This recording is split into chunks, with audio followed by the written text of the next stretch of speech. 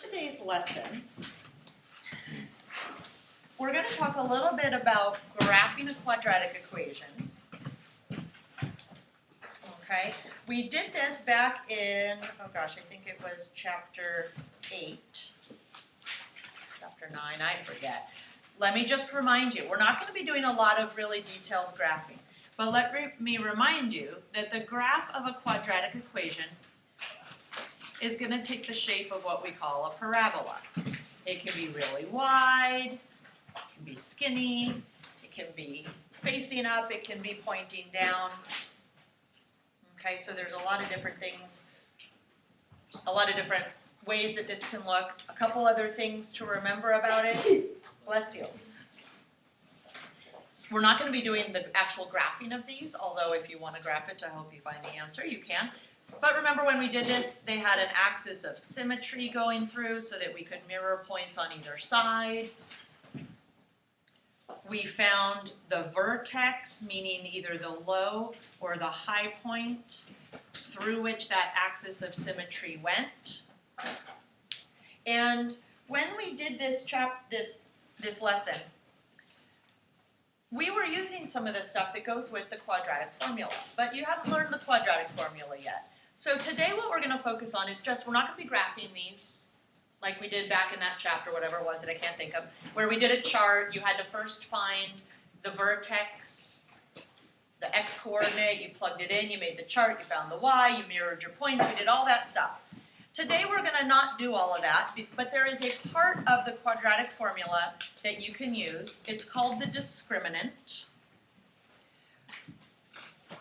It's sort of like discriminate. To discriminate can mean to treat people poorly based on some quality they have, but it also just means to look for differences between something.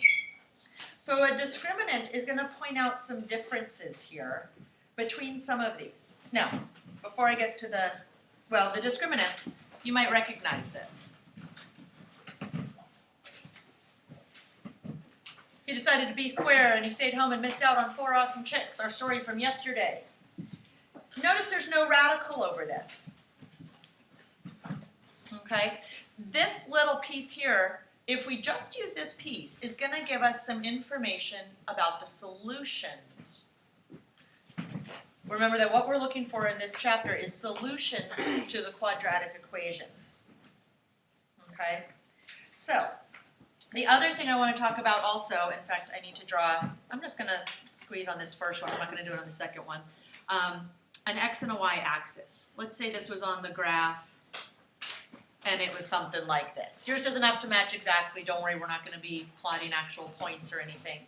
But give yourself a little xy axis cutting through one of those. What I want to talk about is, just to make sure everybody's got the vocabulary, the points where that parabola crosses the x-axis. Those 2 points, right, and there should normally be 2, are called the x-intercepts. When we did slope-intercept, we talked about the y-intercept, and that was where the straight line crossed the y-axis. So x-intercepts just means where your parabola crosses the x-axis. Those are useful for helping us find the solutions. Okay, so just to make sure you have that vocabulary, x-intercepts. Now, if you visualize this graph, right, just looking at it, 2 x-intercepts. There should be 2 solutions as well for every quadratic equation. Sometimes it could be end up being the same number, 1 and 1, but we'll talk about that part later. Okay, so here's what you're going to do.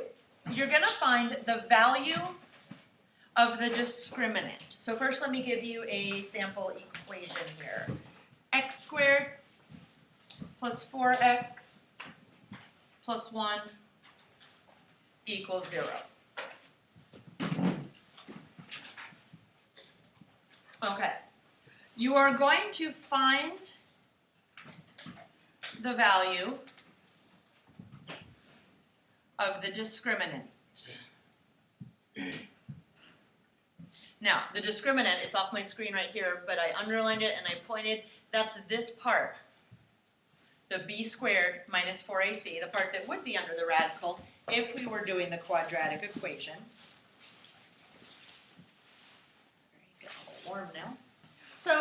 first do this part. If we find the value of the discriminant, that's b squared minus 4ac. I'll write it down here just so I have it. You don't have to rewrite it. Okay, so we're going to be doing this. What's my b value? Vincent? Good. Positive 4, 4 squared, 16. Minus 4 times, what's my a value? Luke? 1. Times c, what's my c value? Diego? 1. Also 1. Okay, notice there's no radical here. We're just dealing with straight up numbers. Again, make sure always that the equation you start with has everything on one side. If it doesn't, you're going to need to move things around. Here, of course, 4 times 1 times 1 is just 4, so I end up with 16 minus 4 equals 12. When I say find the value of the discriminant, you are getting a number by plugging in b squared minus 4ac. Now, here's what this means. And there's a little chart in your book for this, but here's what it means. If the discriminant, b squared minus 4ac, if you get a positive answer, like we did here, we got 12, that's a positive number, then this means there will be 2 solutions. Solutions are also called roots. Think like square roots. So if you get a positive number, it tells us we're going to have 2 solutions. If b squared minus 4ac gives you 0, 0 is a number, don't forget about core 0, this means you will have 1 solution. And I can show you what that would look like. If you get a negative number, now think about this yesterday with our radical. If we had a negative under the radical, I told you the answer was no solution. If you get a negative, even though we're not under the radical, if it were, guess what? It'd be no solution. 0, no solutions.